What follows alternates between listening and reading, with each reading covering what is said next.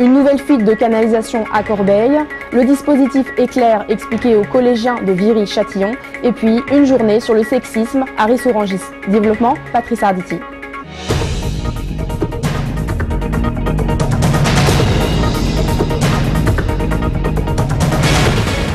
Et Corbeil a connu en l'espace de 48 heures 2 fuites de canalisation. La première s'est produite dans le quartier des Tarterets, provoquant une coupure d'eau dans les foyers. Des centaines d'habitations ont été concernées. Le deuxième, elle a explosé en plein cœur de la ville, sur la Nationale 7 exactement. C'est évidemment un axe extrêmement emprunté par les automobilistes. Audrey Coll.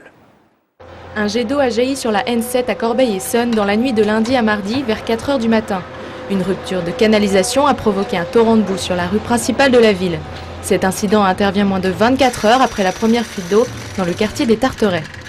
Cette canalisation est une des canalisations les plus anciennes de la ville. Elle a l'âge de l'usine de production d'eau, donc elle date des années 60. Et elle a sans doute eu une faiblesse à ce moment-là. Cette fuite d'eau a évidemment provoqué la fermeture de la N7, déviant la circulation sur d'autres petites routes de Corbeil-Essonnes. Les plus touchés par cette fermeture sont les commerçants qui perdent énormément économiquement. Ça empêche les clients de passer. Donc la plupart des gens ils passent en voiture et se garent pour faire leurs courses. Donc du coup on n'a plus personne. Donc du coup les travaux, je ne sais pas, ça va durer peut-être une semaine ou même plus. Ben voilà, il y a les gens, ils vont dans les grandes surfaces, ils ne passent plus par ici. Comme la Nationale 7 est coupée, donc voilà. Il n'y a plus de bus qui passent, il n'y a plus de voitures qui passent, j'ai plus de clients. Beaucoup de commerçants qui rouspètent parce qu'on ne travaille plus. On a beaucoup de pertes de clients et de caisses, on ne travaille pas. Les travaux ont déjà permis de réparer la canalisation et de la reboucher.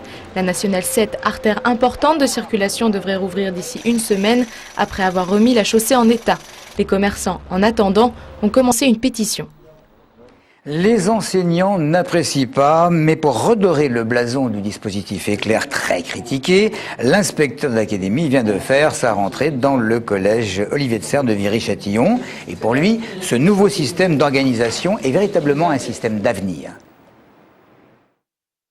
Vous avez pu tout à l'heure entendre un certain nombre d'actions qui sont en cours et qui sont dans la continuité de ce qui se faisait avant. Et parce que la marge d'initiative qu'elle laisse aux enseignants à travers l'expérimentation et parce que cela s'inscrit quand même dans un cadre national, nous sommes là dans l'évolution tout à fait normale d'un système éducatif qui ne peut pas prescrire tout d'en haut et qui doit faire confiance à ses équipes pour qu'ils assurent la meilleure réussite pour les élèves.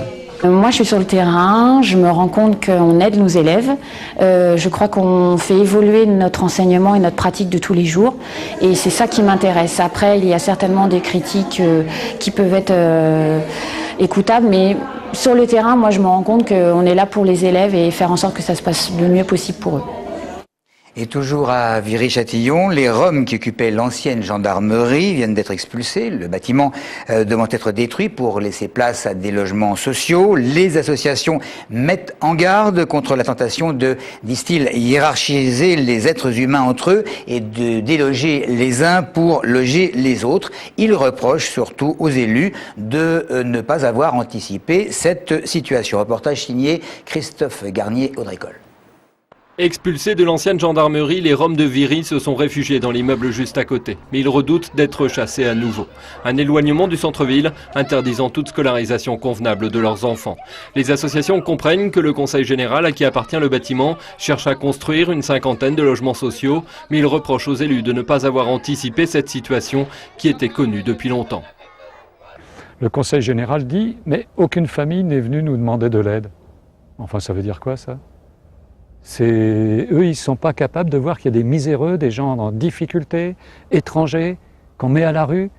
Ce qui fait qu'il n'y a pas de dialogue, il n'y a pas de prise en compte des vrais besoins, et on est dans des rapports de discours généreux, mais d'absence de concret. Seulement voilà, le deuxième bâtiment dans lequel les Roms se sont réfugiés fait lui aussi l'objet d'une décision de justice. Les tribunaux risquant de demander l'expulsion le 4 octobre prochain, les Roms s'inquiètent. Ils ne voulaient pas partir d'ici. Ils voulaient rester ici avec nos enfants et l'école. Ils sont beaucoup d'enfants qui sont à l'école ici, 15 enfants, 20 enfants peut-être. Une table ronde sur les Roms aurait été promise aux associations, mais en attendant, d'autres décisions de justice prononçant des expulsions risquent de tomber. Tout cela dans un climat de criminalisation des Roms et de poursuites judiciaires contre ceux qui les défendent. Aujourd'hui, le service jeunesse de la ville de Ris-Orangis organisait une journée sur le sexisme, une action qui répond à un appel à projet lancé par la région Île-de-France. Ce matin, les 4e du collège Jean Lurca ont travaillé sur les relations et l'égalité hommes-femmes, le collège Jean Lurca. Et cet après-midi, le grand public a pu assister à plusieurs conférences menées par les associations Réagir 91. Dans la ville, le personnel du Point Info Jeunesse ressentait également le besoin de sensibiliser les jeunes et de les faire réfléchir sur le sujet. On se rend compte que les filles sont très peu présentes dans cette halle jeunesse au niveau des loisirs, de la pratique des loisirs, etc. Et on s'est posé la question de savoir pourquoi. Et il y a effectivement un petit peu cette scission filles-garçons. On a un petit peu de mal à les faire vivre ensemble. Et je pense que cette journée elle est faite pour ça aussi, pour leur donner la parole, pour essayer de comprendre les raisons pour lesquelles ils ont un peu de mal à se mélanger et à faire des choses ensemble.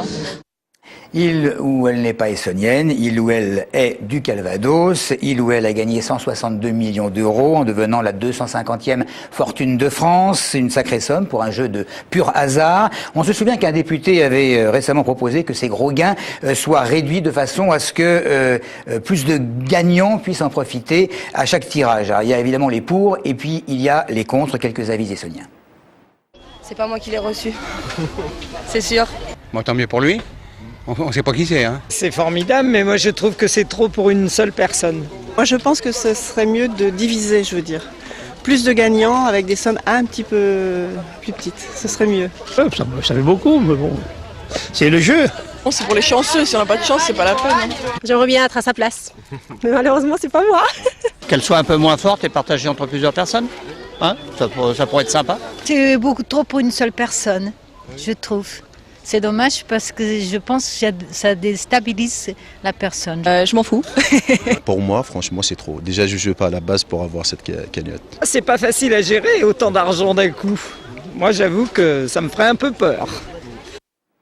Deux appareils pédagogiques installés depuis le 10 juillet. Il s'agit de radars, évidemment. L'un sur la nationale 448 au niveau de Vigneux et un sur la 6 à Montgeron.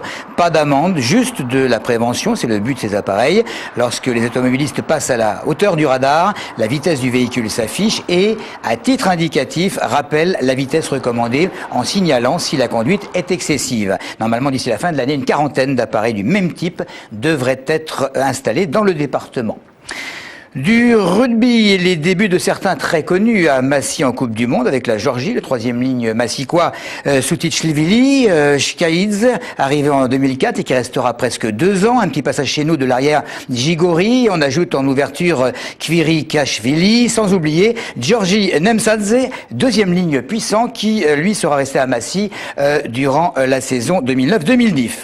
Enfin, l'équipe de France formée pour les championnats du monde de cyclisme à Copenhague le 25 septembre, des Essoniens sous les projecteurs également, puisque le sélectionneur a fait confiance à la nouvelle vague, représentée par Johan Ofredo, déjà présent l'an passé, et Tony Galopin. En contre-la-montre, Dimitri Champion. En course en ligne, un remplaçant, Jérémy Galland. Voilà pour l'essentiel de l'actualité. Merci de nous avoir suivis.